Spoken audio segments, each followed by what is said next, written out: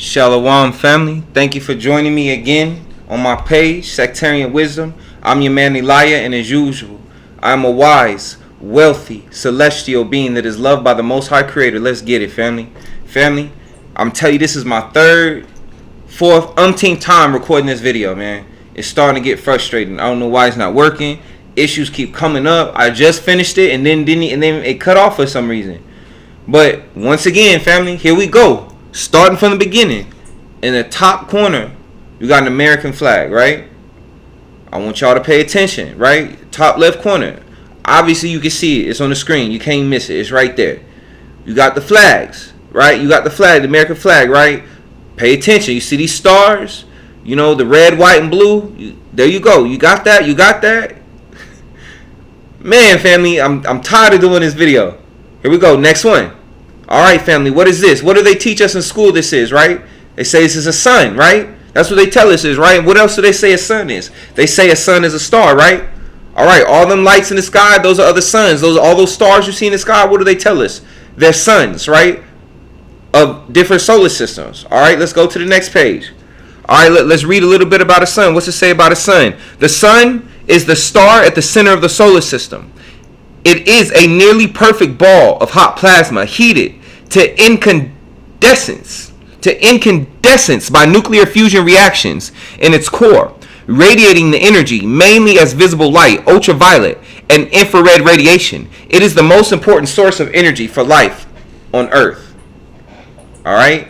This is what they say a sun looks like. Again, remember, it's a sphere, a ball of fire. It's what they say a sun is, a star, right? What is that under it? It says star. Let's go to the next page. What is a star? Remember, this is what they say a star is. They say a star is actually a sun, a ball of fire. We're all pretty familiar with stars. We see them on most clear nights as tiny twinkling pinpricks of light in the sky. Stars are the topic of countless poems, stories, and nursery rhymes alike. But just what is a star exactly? A star is a luminous ball of gas, mostly hydrogen and helium, held together by its own gravity. Nuclear fusion reactions in its core support the star against gravity and produce photons and heat, as well as a small amount of heavier elements. The sun is the closest star to Earth. There you go. It says the sun is the closest star to Earth. The sun is the closest ball of fire, sphere, closest to the Earth, the closest star, right? Let's go to the next. Let's go back right here. Oh, you know what I'm saying? Here's the American flag, right? You know, and once again, pay attention, family. See these? What are these, right? What do we call these on the flag? We call them stars, right? But these don't look like balls. These don't look like orbs to me. These don't look like balls of fire, circles. These look like starfish.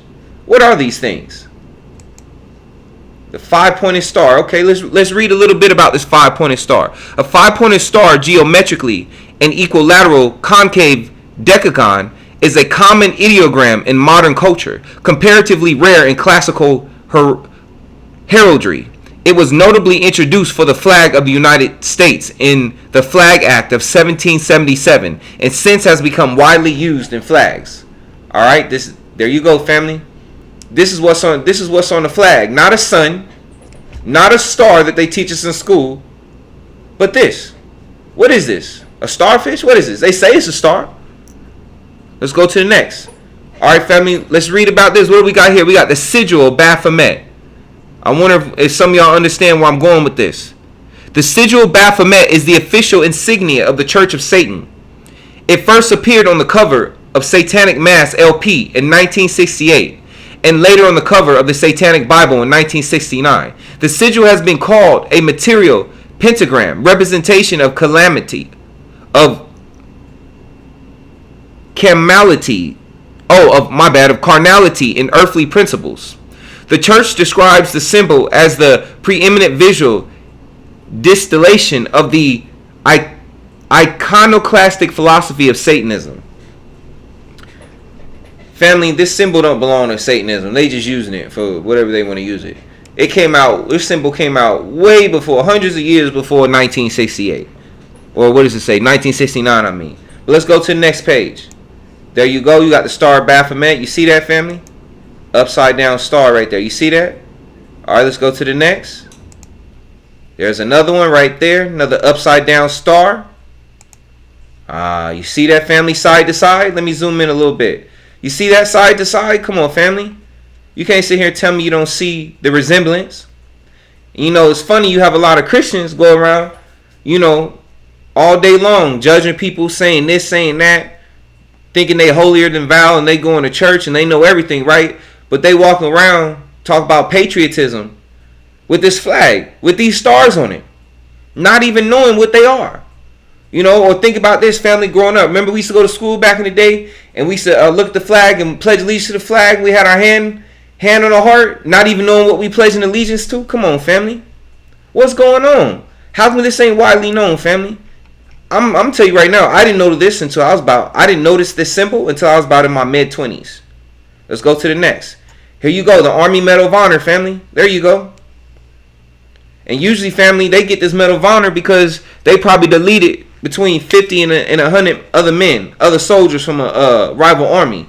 And I'll put it like this. You don't have, it's not a prerequisite that you have to delete 50 to 100 men. There's been people who got the Medal of Honor who did less. Who deleted less than 50 to 100. But at the same time, traditionally, mostly, this medal is given because somebody took a bunch of life. And sometimes I wonder if the reason it looks like this and the reason a person gets this medal is because, in a way, that person taking that amount of life is almost like a sacrifice to the elites who give us these medals, who run the army, who run the military and the government. Is it a ritual sacrifice? Is that why they get this? Just saying, family. Here you go. This is the Navy Medal of Honor, family. Same thing, upside down star. There you go. We got the Air Force Medal of Honor, the Navy Medal of Honor, again in the Army. Look at them, all of them upside down stars. All right, let's get it, family. Let's go to the next one. There you go, the Army signal. Family, I was in the military. I'm a veteran. And the whole time, you know, I was in the military, I didn't even recognize what this was, family. I didn't realize what this was until I got out. And we roll around with this symbol on our vehicles, you know, on our uniforms, on equipment, not even knowing what it is. What does it stand for? Just saying, family, deception is deep. Let's go to the next one. What is this, family? What is this, the world's favorite holiday? What we got on top of this tree right here that we don't even know if we putting up there? Oh, what is that, a star? On top of your tree, you don't even know what it is. Let's go to the next. Look at this good old Christian family. Celebrating that good old Christmas, right? You know, the day that Jesus wasn't born on? Or Yahusha, whatever you want to call him. All right. Look at that. Got the little girl putting a star. Don't even know what it is. Smiling. She ain't smiling. He's smiling. She just focused. There you go. Another good old Christian family. Look at that. Got they child putting a star on top of the tree, right? Indoctrination, right? We also brainwash. Let's go to the next. All right. There's a zoom in of your Christmas star. All right. Some of y'all might not be familiar with this, but this is the Order of the Eastern Stars. It's another organization that's connected to the Masons, the lodges, but for their female counterparts, and they call it the Order of the Eastern Stars. And look at they symbol. What is she holding? There's another one right here. The guiding light. Wasn't Lucifer the angel of light? Wasn't Lucifer a shining guiding light? Come on now, family. What does this star represent? Let's go to another one. There's another one. Order of the Eastern Star, right? Let's do a zoom in. What's on here? What they got on here? Was that a sword, a chalice, candle, crown, scepter? What is that? Is that a bushel of wheat? Got a podium, a book. All right. Let's go to the next, family. All right. Let's read from Revelations chapter 12, verse. We only gonna read verses 3 and 4, family. 5, I just left on there. And there appeared another wonder in heaven, and behold, a great red dragon having 7 heads and 10 horns and 7 crowns upon his head, and his tail drew the third part of the stars of heaven and did cast them to the earth. And the dragon stood before the woman which was ready to be delivered, for to devour her child as soon as it was born. Let me read this again, family. And his tail drew the third part of the stars of heaven, and did cast them to the earth. And the dragon stood before the woman, which was ready to be delivered, for to devour her child as soon as it was born. Family, come on. What is sometimes they say a dragon is representation of Satan, right? Or the devil, or Lucifer. And when during the war in heaven, what we're taught growing up, right? What do they say Lucifer did once he got kicked out of heaven? They say he drugged down a third of heaven, right? Third part. You know, and then for my children of light out there, 2/3. Come on now. Third part, 2/3. Come on now. Let's go. Let's read another scripture. The mystery of the 7 stars which thou sawest in my right hand, and the 7 golden candlesticks. The 7 stars are the angels of the 7 churches, and the 7 candlesticks which thou sawest are the 7 churches. Revelations chapter 1 verse 20. I'm gonna read that again, family.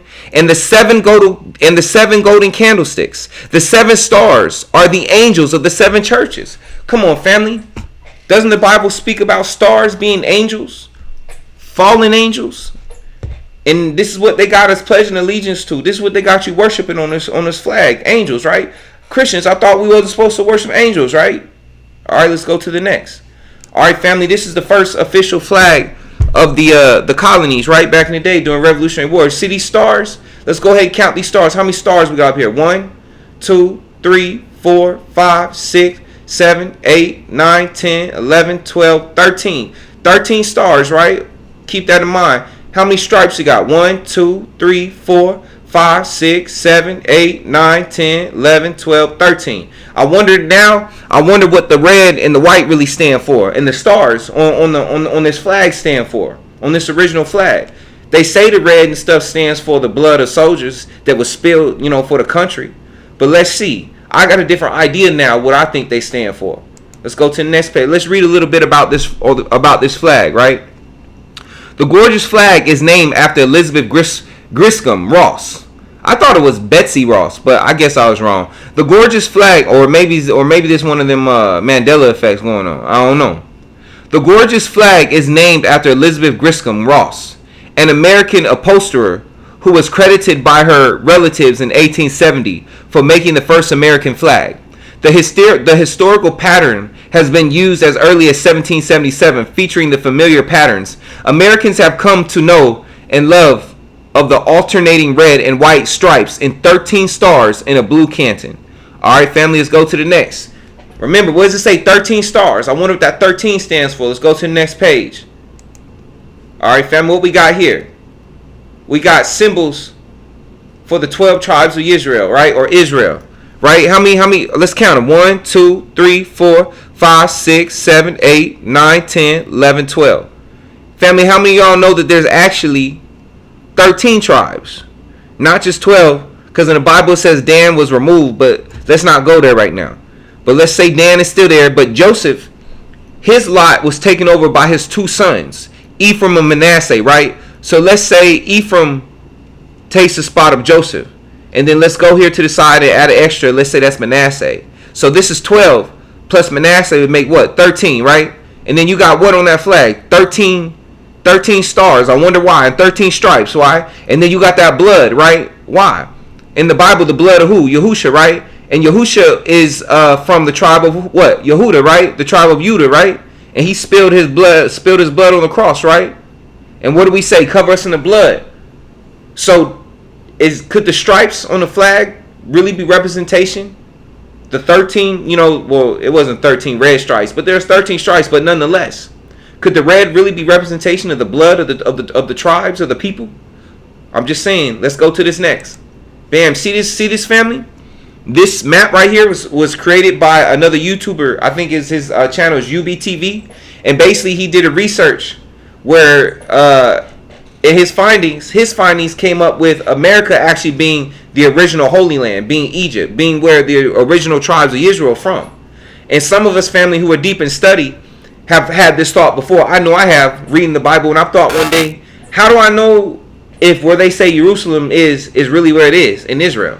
Matter of fact, if you go to Israel right now, the wall that they go to, family, where they be praying like this and stuff, some people argue they wonder if that's really the Temple Mount, if that's really where it was. Some people think the Temple Mount is a little ways, down the street in Jerusalem on a different hill. So there's still that argument if where they say the Temple Mount is, if actually that's where it was, family.